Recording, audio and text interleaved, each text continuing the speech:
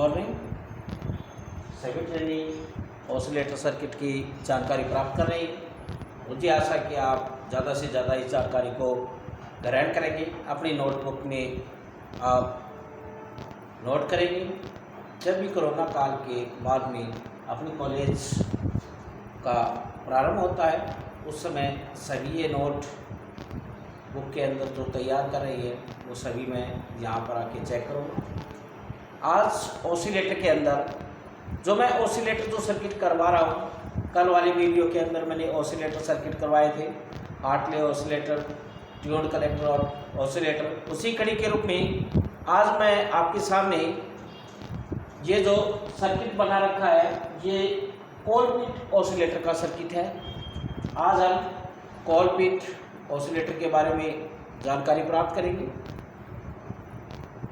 Oscillator जितने भी हैं, पहले साइनोसोइडल, उसके बाद में नॉन साइनोसोइडल। तो अभी तक इस वीडियो तक मैं आज केवल साइनोसोइडल ऑसिलेटर आपको समझा रहा हूं। उसके बाद में नॉन साइनो देखेंगे। तो साइनोसोइडल में ही कोलपिट ऑसिलेटर भी उसी श्रेणी में आता है। तो आज हम साइनोसोइडल में कोलपिट ऑसिलेटर की जानकारी प्राप्त करेंगे। इसका सर्किट डायग्राम है। सर्वप्रथम आप इसके सर्किट डायग्राम को देखेंगे, सर्किट पूरा आप तैयार करेंगे। उसके बाद में आप इस सर्किट को तैयार करने के बाद नोटबुक में आप इसके सर्किट को तैयार करेंगे और मैं जो सैद्धांतिक जो थ्योरी बता रहा हूँ आप उसे भी नोट करते चले जाएंगे। उसके बाद में आप शॉर्ट क्वेश्चन आंसर। तो कोलपिट ऑसिलेटर में देख रहे हैं आप, उसके सर्किट देखेंगे। कोलपिट ऑसिलेटर में देखते हैं या अपने पास इस ऑसिलेटर को देखें तो इसे कोलपिट एक वैज्ञानिक था, उस वैज्ञानिक का नाम था, उसके ऊपर इसका नाम हमने कोलपिट ऑसिलेटर रखा गया था। सर्वप्रथम यही है कि कोलपिट ऑसिलेटर, तो इसकी जानकारी हमें पता रहना चाहिए कि ये एक वैज्ञानिक था जिन्होंने इसको बनाया था, इसलिए इस ऑसिलेटर का नाम कोलपिट ऑसिलेटर रखा गया है। यहाँ पे सर्किट के बारे में देखें तो सर्किट की वर्णन में देखेंगे तो सर्किट के वर्णन के बारे में भी हमें पता रहना चाहिए। इससे हमें क्या होता है, चित्र बनाने में आसानी होती है। तो इसमें हमने जो ट्रांजिस्टर काम में लिया है, ट्रांजिस्टर की जानकारी पता रहना चाहिए कि एनपीएन ट्रांजिस्टर काम में ले रखा हमने। ट्रांजिस्टर के बेस पे हमने क्या लगा रखा है, कैपेसिटर लगा रखा है जिसे मैंने C4 नाम दिया है। इसके द्वारा हम क्या करते हैं कि अपने पास फीडबैक जो C4 कैपेसिटर लगा रखा है उसके द्वारा फीडबैक ट्रांजिस्टर के बेस को दे रखा है। आगे देखें, ट्रांजिस्टर के एमीटर के ऊपर मैंने ट्रांजिस्टर का एमीटर लेके चलते हैं। एमीटर है अपने पास, तो तीर का निशान होता है, वो सभी ट्रेनिंग को पता है कि वो हमेशा एमीटर होता है। उसके ऊपर कलेक्टर, उसके ऊपर बीच में जो होता है वो बेस होता है और उसके ऊपर जो कलेक्टर होता है। तो ट्रांजिस्टर के एमीटर पर मैंने RE और CE ये जो दो चीज लगा रखी है अपने पास।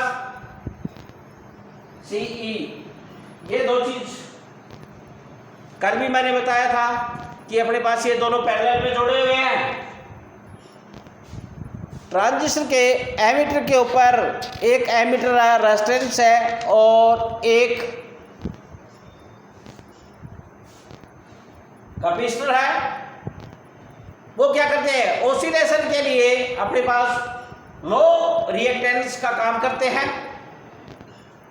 इसमें टैंक सर्किट है। टैंक सर्किट के अंदर मैंने नाम भी लिख रखा है, टैंक सर्किट बोर्ड में देखेंगे आप, ये टैंक सर्किट है। इसमें जो टैंक सर्किट है वो कॉइल है और कैपेसिटर है, वो मैंने C1 और C2 यहाँ पे कोलपिट ऑसिलेटर के अंदर देखे तो क्या किया है, मैंने कैपेसिटर दो लगा रखे हैं और दोनों को मैंने सीरीज में जोड़ रखा है। तो कॉइल है और कैपेसिटर C1 और C2 के द्वारा हमने टैंक सर्किट का निर्माण किया है। इस टैंक सर्किट में देखते हैं टैंक सर्किट से प्राप्त होने वाली जो ऑसिलेशन है वो क्या करती है, कैपेसिटिव फीडबैक प्रकार के होती है।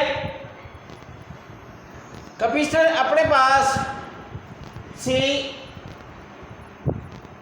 को देखेंगे तो इसके द्वारा हम देखें तो अपने पास कैपेसिटर C3 के द्वारा ब्लॉकिंग जो कैपेसिटर है उसका हमने काम में ले रखा है। तो यहाँ पे देखें अपने पास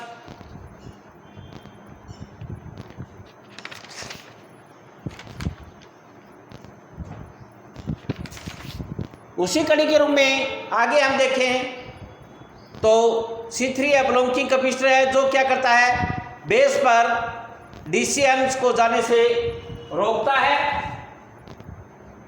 उसी कड़ी के रूप में आगे देखें तो इसमें मैंने RFC radio frequency coil collector, यहाँ पे देखें तो अपने पास रेडियो फ्रीक्वेंसी कॉइल है वो क्या करती है, कलेक्टर करंट के AC एम्प्स को बैटरी पे जाने से रोकती है।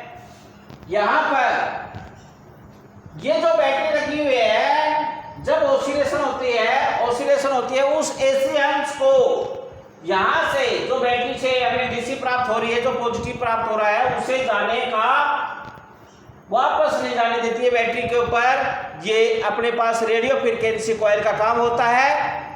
इस सर्किट की जो फ्रीक्वेंसी है वो हम देखें तो निम्न सूत्र से हमें ज्ञात कर सकते हैं। और यहाँ पर हम देखें तो अपने पास जो टैंक सर्किट है, टैंक सर्किट में हम क्या देखेंगे, अपने पास इसकी जो फ्रीक्वेंसी होगी कोलपिट ऑसिलेटर की फ्रीक्वेंसी का निर्धारण है 1/2 पाई। यहाँ पर टैंक सर्किट देखेंगे तो एनोड एन गुणा में देखें तो अपनी बात को कोष्टक में लिख देंगे C1 प्लस C2। इस सूत्र की सहायता से हम क्या करते हैं, कोलपिट ऑसिलेटर की फ्रीक्वेंसी का निर्धारण करते हैं। इसी प्रकार से हम आगे की तरफ देखें तो यहाँ पर अपने पास जो सूत्र होगा तो यहाँ पर हमें दोनों को अगर जोड़ते हैं तो दोनों को जोड़ने के लिए हम क्या करते हैं, अपने पास किसमें लगा हुआ है हमें इस सूत्र का भी हमें पता रहना चाहिए। तो सूत्र का हमें पता रहना चाहिए तो यहाँ पर हम दोनों को प्लस करेंगे तो यहाँ पे सीरीज में लगा होता है। तो सीरीज में अपने पास कोई भी कैपेसिटर होता है उसका निर्धारण किस प्रकार से करते हैं, तो यहाँ पे C1 प्लस ये सीरीज का सूत्र होता है कैपेसिटर के अंदर। यहाँ पे हम देखें तो इसी चीज को समझने के लिए इसको किस प्रकार से करेंगे, तो यहाँ पे C1 डॉट C2, C1 यहाँ पे आता है C2, C1 से C1 कट जाता है बचता C2 प्लस यहाँ पे C2 से C2 C1। लास्ट में जब हम CT निकालते हैं अपने पास कुल कैपेसिटेंस निकालते हैं, इसको उल्टा करते हैं। इसी प्रकार से रेजिस्टेंस में भी यही चीज होती है। तो यहाँ पे क्या करेंगे, C1 डॉट C2 बटे C2 प्लस C1। तो यहाँ पे ये प्रक्रिया में टैंक सर्किट में मिलती है। तो इसी सूत्र में हम क्या करेंगे, यहाँ पर कॉइल है उसको सीधा रखेंगे और C1 डॉट C2 बटे C2 प्लस C1 ये सूत्र इस प्रकार से पूरा सोल्व हो गया है। यहाँ पे हम देखें तो सेम प्रक्रिया होगी अपने पास कार्य प्रणाली को। जैसे इसके ऊपर हमें सर्किट को ऑन करते हैं, ये कैपेसिटर चार्ज होता है। ये कैपेसिटर जैसे ही चार्ज होता है ये कॉइल अपना कार्य प्रारंभ करती है, और ये जैसे ही इसको हमें डिस्चार्ज होने लगता है, इसी कड़ी के रूप में अपने पास ये जो लगा हुआ है कैपेसिटर का, ये अपने पास ये फीडबैक का कार्य करता है। इसी फीडबैक के रूप में हम वापस जिस प्रकार से पहले हमने देखा था, तो ये किसके ऊपर लगा हुआ है, C2 लगा हुआ है बेस के ऊपर, और इसी कड़ी के रूप में ये अपना ऑसिलेशन, जैसे ये चार्ज डिस्चार्ज होता है ऑसिलेशन अपना प्रारंभ कर देता है। इसी कड़ी के रूप में एम्पलीफायर है, उस सिग्नल को एम्पलीफिकेशन बढ़ा के और पॉजिटिव फीडबैक के द्वारा हमने इसी सर्किट को पूरा तैयार किया है। इसी कड़ी के रूप में आगे की तरफ देखें तो अपने पास अगला आएगा क्लैंप ऑसिलेटर। अगला जो कड़ी के रूप में आता है वो आता है अपने पास, इस सूत्र को आप नोट करेंगे, ये किस प्रकार से आया ये भी मैंने समझा दिया है, ये सीरीज में है दोनों। इसी कड़ी के रूप में अपने अगला ऑसिलेटर जो आता है वो आता है क्लैंप ऑसिलेटर। इनको आप सभी को देखेंगे। क्लैंप ऑसिलेटर के अंदर भी देखते हैं। अगला जो ऑसिलेटर आता है क्लैंप,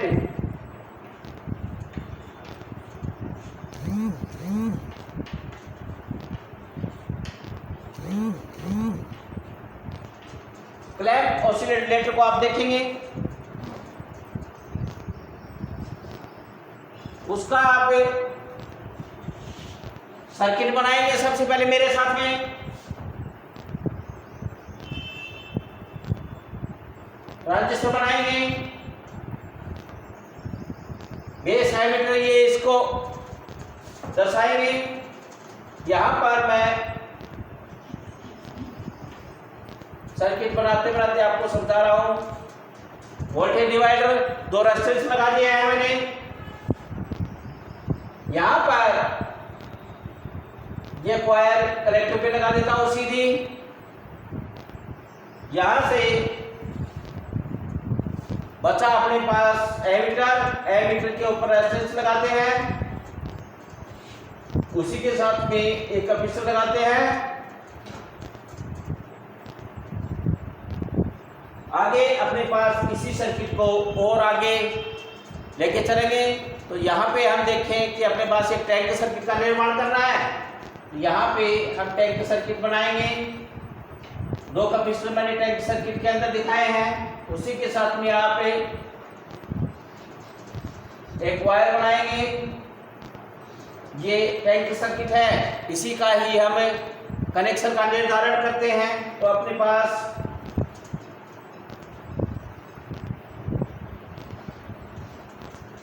इस प्रकार से इसका कनेक्शन होगा टैंक सर्किट के अंदर। देखें तो अपने पास या आगे इसी बेस को हमें फीडबैक के रूप में काम में लेंगे। फीडबैक के रूप में यहां से इसको फीडबैक मैंने कर दिया है। यहां से अपने पास आउटपुट हम प्राप्त करेंगे। तो आउटपुट देखेंगे,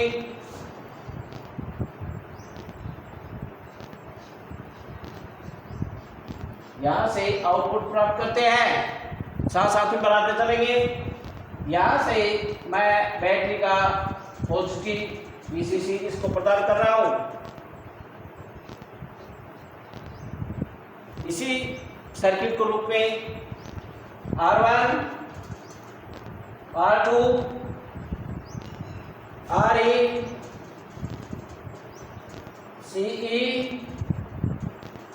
RFC, रेडियो फ्रीक्वेंसी कॉइल। नए सर्किट के अंदर चलते हैं, इसे C1, C2, L coil. Tank circuit आपके सामने बना हुआ है। ये टैंक सर्किट बना हुआ है, ये एम्पलीफायर सर्किट बना हुआ है, ये अपने पास फीडबैक ऑसिलेटर की तीनों प्रक्रिया। क्लैंप ऑसिलेटर के देखें तो इसमें भी क्या होता है, एनपीएन ट्रांजिस्टर प्रयोग कर रखा है। ट्रांजिस्टर के एमीटर में देखें तो आप ट्रांजिस्टर के एमीटर में देखें आर ई लगा रखा, सी लगा रखा है जो पैरेलल में जोड़ रखा है, लो रिएक्टेंस का काम करेगा। ट्रांजिस्टर के बेस पे देखें तो हम ट्रांजिस्टर के बेस पे दो रेजिस्टेंस लगा रखे R1 R2 सीरीज में जोड़ रखे हैं और दोनों क्या करते हैं, बायसिंग प्रदान करने के लिए काम में लिया गया है, दोनों लगा रखे हैं अपने पास। ट्रांजिस्टर के कलेक्टर में देखें तो RFC रेडियो फ्रिक्वेंसी कॉइल लगाई गई है जो क्या करते हैं, डीसी सप्लाई में AC अंश को जाने से क्या करेगी, रोकने का कार्य करते हैं। इसमें हमने देखा है कि इसमें कैपेसिटर C1 C2 अपने पास ये लगा रखे हैं। यहाँ पे अपने पास एक कैपेसिटर और लगा हुआ है C3।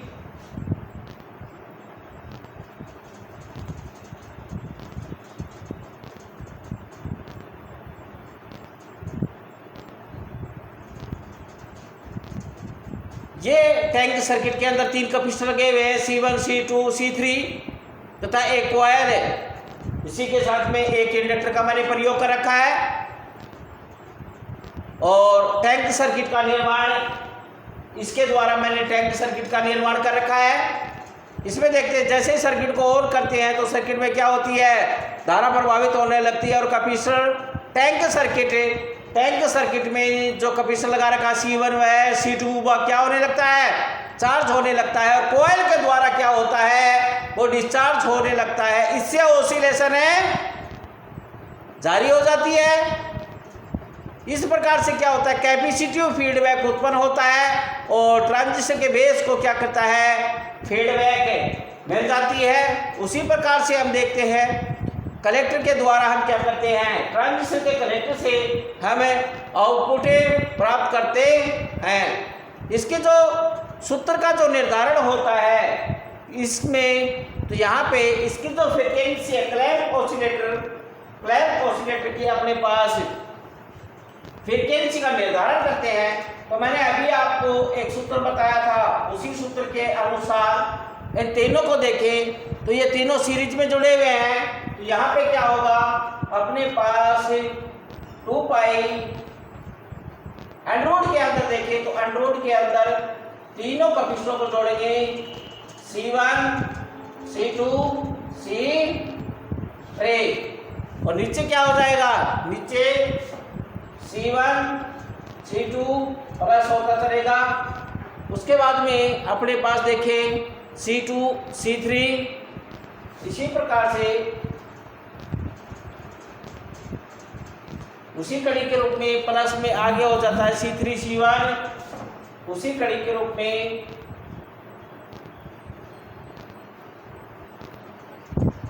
ये अपने पास इसकी फ्रीक्वेंसी का निर्धारण करेगा। इसी कैपेसिटर के द्वारा, इसी सूत्र के द्वारा क्लैंप ऑसिलेटर की फ्रीक्वेंसी को हम निकाल सकते हैं। उसी कड़ी के रूप में आगे की तरफ देखें तो अपने पास आता है क्रिस्टल ऑसिलेटर। क्रिस्टल ऑसिलेटर के अंदर देखें तो क्रिस्टल ऑसिलेटर अपनी निर्धारित फ्रीक्वेंसी के लिए फेमस होता है। जहाँ पे हमें स्थिर फ्रीक्वेंसी की आवश्यकता पड़ती है वहाँ पर हमें क्रिस्टल ऑसिलेटर का प्रयोग किया जाता है। इसमें अपने पास देखते हैं तो टैंक सर्किट के स्थान पर क्रिस्टल का प्रयोग किया जाता है। क्रिस्टल ऑसिलेटर में टैंक सर्किट नहीं बनाया जाता, उसमें हमने क्या कर दिया, टैंक सर्किट के स्थान पर क्रिस्टल का प्रयोग करते हैं। क्रिस्टल कंट्रोल ऑसिलेटर अपने स्थिर फ्रीक्वेंसी के लिए विख्यात होता है। आज मैंने आपको 2 ऑसिलेटर की जानकारी इस वीडियो के माध्यम से आप तक पहुंचा रहा हूं। मुझे आशा है कि आप पूरी इसकी जानकारी प्राप्त करेंगे। किसी प्रकार की कोई समस्या आती है मुझे अवगत करवाएंगे। अगला वीडियो होगा वो मैं आपको अगले जो ऑसिलेटर सर्किट है उनकी जानकारी आपको देता रहूँगा। पूरा आप वीडियो देखता रहें। आज इसी वीडियो के साथ में मैं यहाँ पर विराम कर रहा हूँ। थैंक्स।